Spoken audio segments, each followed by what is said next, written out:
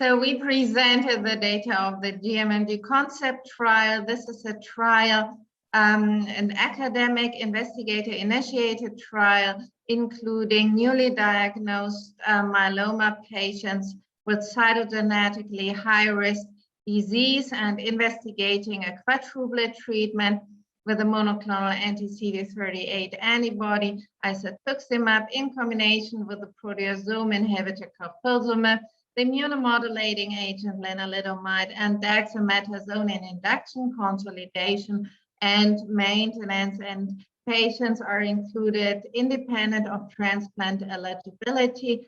Transplant eligible patients also undergo a high-dose melphalan therapy and autologous stem cell transplantation after the induction treatment.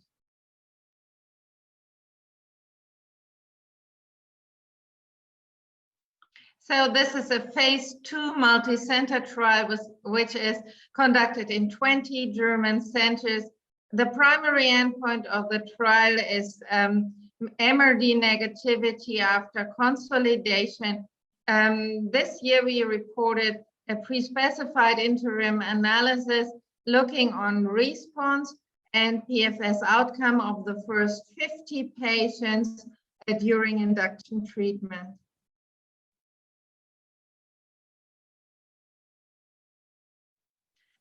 We saw in the first 50 patients of the overall now included 153 patients and 246 to be included, that overall response rate was 100%.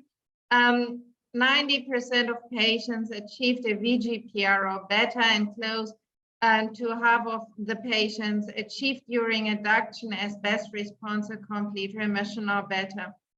In this early phase of the trial, we saw about 2/3 of the patients who underwent MRD analysis during induction, also MRD negativity. And the question was if this will translate into survival, especially progression-free survival. So this year we showed for the first time the PFS curve for the first 50 patients included, and showed that after a median follow-up of close to 25 months, the median PFS was not reached, and we had a 2-year PFS of 75.5%.